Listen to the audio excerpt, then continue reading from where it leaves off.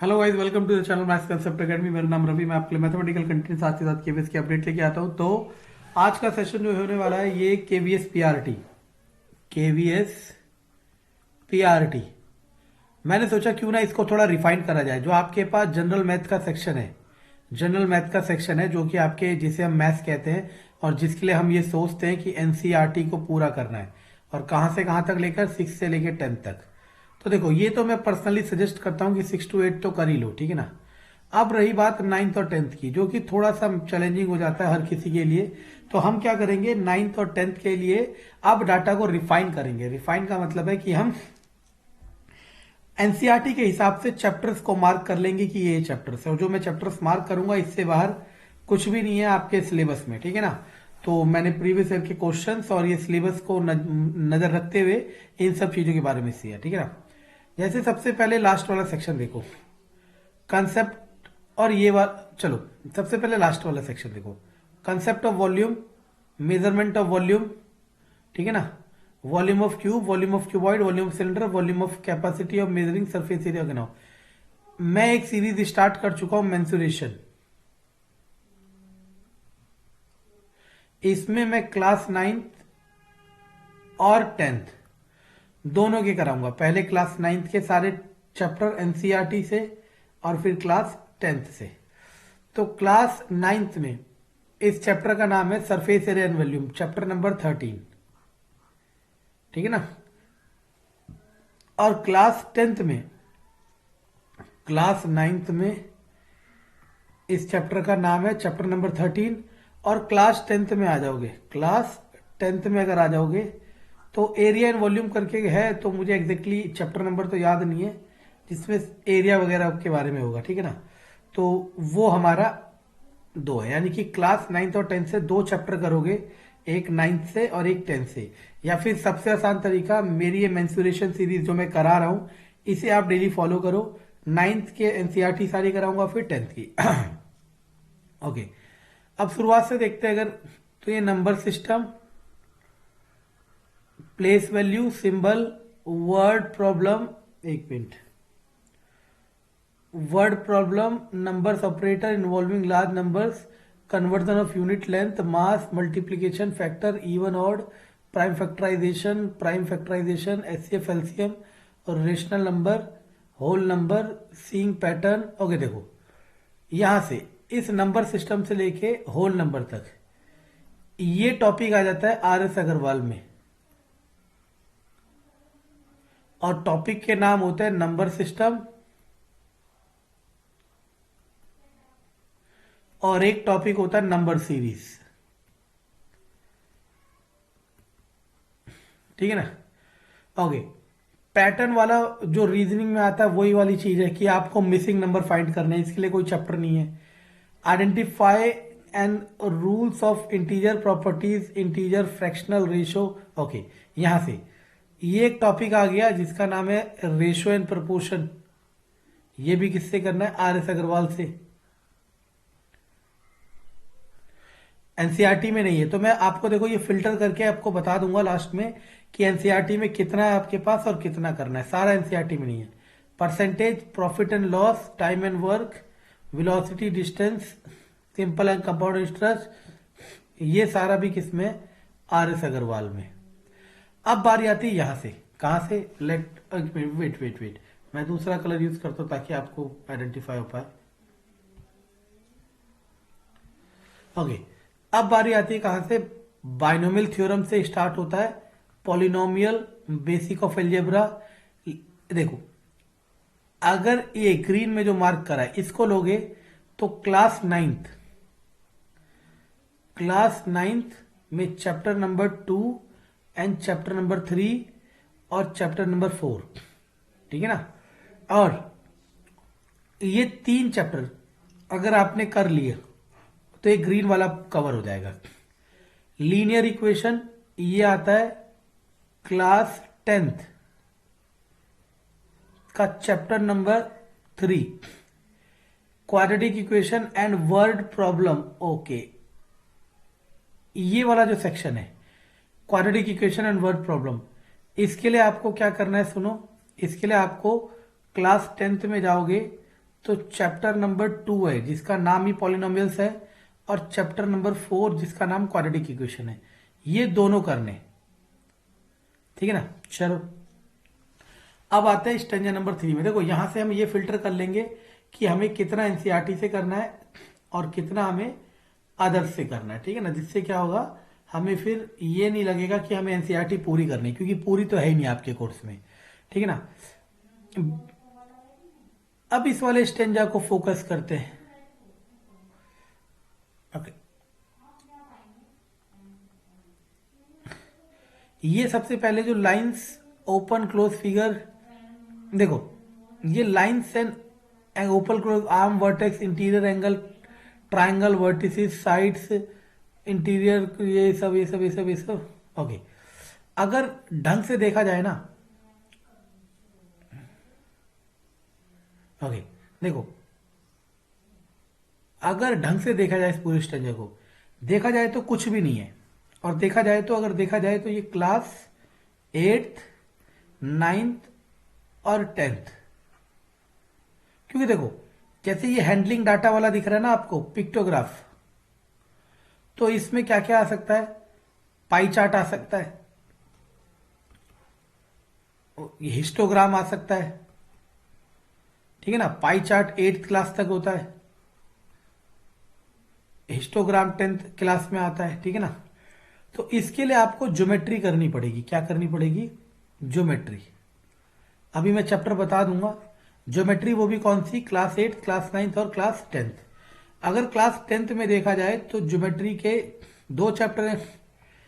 Geometry का मतलब यहाँ पे वो नहीं है कंस्ट्रक्शन, ठीक है, याद रखना, मैं कंस्ट्रक्शन वाले टॉपिक्स नहीं कह रहा जिसमें कॉन्ग्रुएंसी करते थे, ठीक है ना।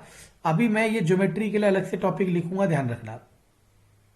अब आते हैं 4th स्टेंजा में, general understanding of parameters using regular shapes of different kinds of same material, area of various regular polygon, geometrical shape, measuring different shapes of, okay now देखो ये जो है ना, इस टॉपिक का नाम जो होता है हम इसे कहते हैं रेगुलर पॉलीगन। इस टॉपिक को हम कहते हैं रेगुलर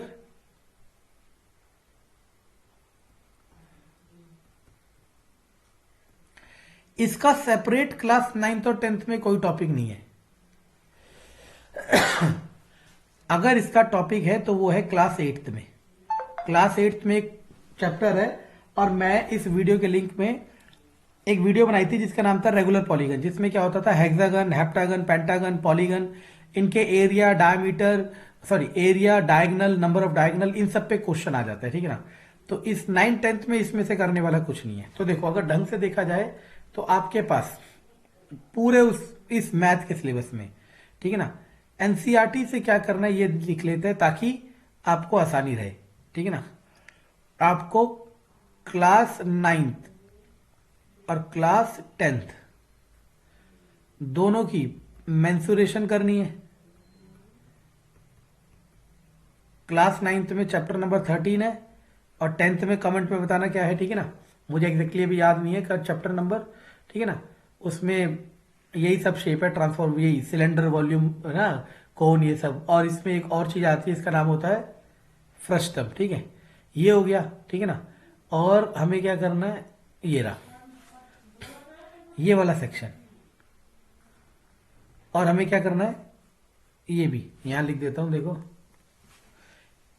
एक और हमें करना है क्लास 9th का चैप्टर नंबर 2 3 और 4, और हमें क्या करना है क्लास 10th का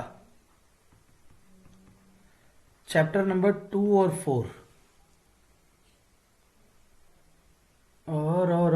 और क्या है, और क्या है,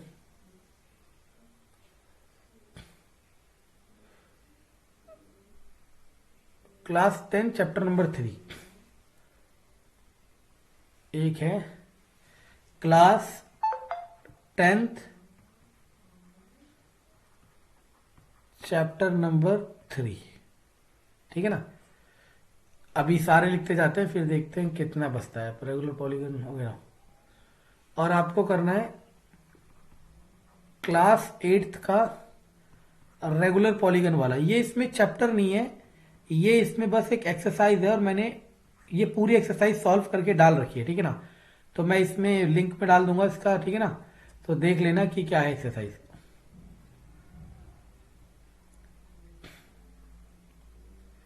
ओके, अगर आते हो तो क्लास 9th में से सर्कल, ट्राइंगल और क्वाड्रिलेटरल,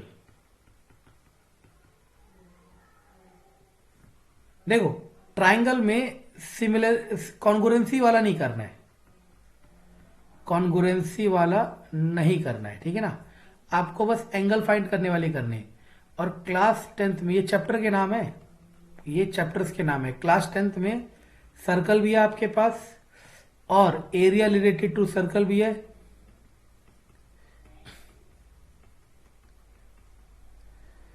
और ट्राइंगल भी है, ठीक है ना। और सर्कल से जितनी रिलेटेड टर्म है, जैसे कि टेंजेंट क्या होती है, ये सब चैप्टर में है। कॉर्ड क्या होती है, आर्क क्या होती है, सब है, ठीक है ना।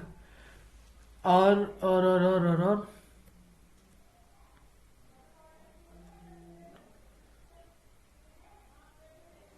ओके,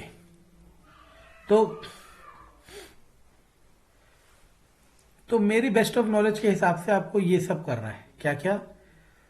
एनसीईआरटी में क्लास 9th क्लास 10th का मेंसुरेशन, जिसको मैं मेंसुरेशन सीरीज से स्टार्ट करा चुका हूं, ठीक है ना, यहां से कर सकते हो।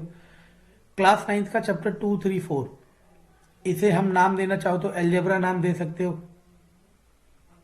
ठीक है ना, जो कि ये वाला सेक्शन है। ये वाला कहाँ गया, कहाँ गया, कहाँ गया, कहाँ गया, कहाँ गया, एल्जेब्रा, एल्जेब्रा, एल्जेब्रा, एल्जेब्रा, ये सब कहाँ है? एक मिनट, लेट मी कहाँ गया? ये रहा, binomials, polynomials, basic of algebra, ये, ठीक है ना। ठीक, ये हमारा हो गया क्वाड्रेटिक इक्वेशन। क्या हो गया? क्वाड्रेटिक इक्वेशन, जिसे कहते हैं द्विघात समीकरण। ये हो गया लीनियर इक्वेशन, जिसे कहते हैं रैखिक समीकरण। ये हो गया पॉलीगन, ये सर्कल, और ये। तो अगर देखा जाए तो कितने चैप्टर हुए, गिन के देखो, 1, 2, 3, 4, 5, 6, 7, 8,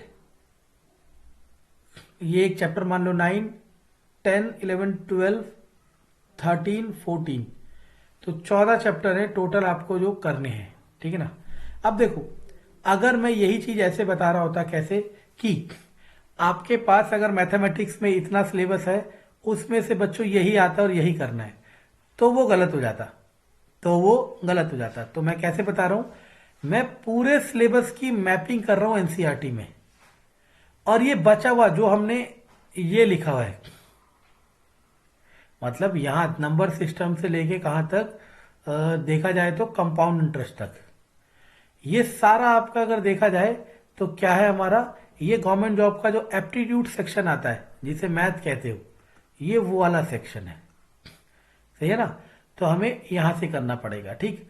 तो हम ब्रीफ हो गए कौन कौन से चैप्टर आपके एनसीईआरटी के हैं और कौन कौन से चैप्टर आपके आर.एस. अग्रवाल के, ठीक है ना। तो इसके बाद देखो, अगर अगर ये नॉलेज होने के बाद आप ये सारी चीजें नहीं करोगे, कौन सा, आप दुनिया भर के जो फालतू टॉपिक है, कौन कौन से, जैसे मैं गिना देता हूं। जैसे क्लास 9th में अगर आप चले जाते हो, अगर आप क्लास 9th में जाते हो तो कौन कौन से टॉपिक है जो आप अननेसेसरी कर रहे थे, ठीक है ना। तो देखो, अगर आप आते हो चैप्टर 1, 2, 3, 4 वाला ग्राफ वाला करते वो बेकार, 5 वाला करते वो बेकार, 6, 7 में ट्राइंगल कॉन्ग्रुएंसी नहीं करना, 8 करना, 9, 10, 11 हीरोन्स वाला नहीं करना, ठीक है, 12, 11 शायद गुजरे, 12 हीरोन्स, 13, 14 कर लेना, ठीक है, हटाओ। 12th क्लास 10th में कौन कौन से आपके बेकार हो गए, देखो, चैप्टर नंबर 1 तो हमारा आर.एस. अग्रवाल में आ जाएगा, 2 बचा, 3 ये वो लिख रहा हूं जो नहीं करने, ठीक है ना। 10th क्लास में कौन से होते हैं, 2, 3, 4, चैप्टर 5 नहीं करना, ठीक है ना। सिक्स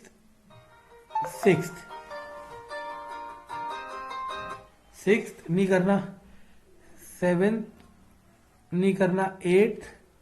मतलब इसमें भी आपके कम से कम 6 चैप्टर ऐसे हैं, 6 चैप्टर ऐसे हैं जो आपको नहीं करने। ठीक है, जैसे प्रोबेबिलिटी नहीं करनी, ठीक है, जैसे कंस्ट्रक्शन नहीं करना, जैसे मीन मोड मीडियन नहीं करना, समझे। तो हमने बता दिए कौन कौन से चैप्टर करने हैं, ठीक है ना। तो देखते हैं सबसे पहले कौन इसे अच्छे से लिखता है, जो भी मैंने बताया, ठीक है ना, और मुझे कमेंट में लिखता है। ठीक, जो भी वीडियो है वो आपको हेल्प करने के लिए, अननेसेसरी सोचने के लिए नहीं है। ठीक है, थैंक यू।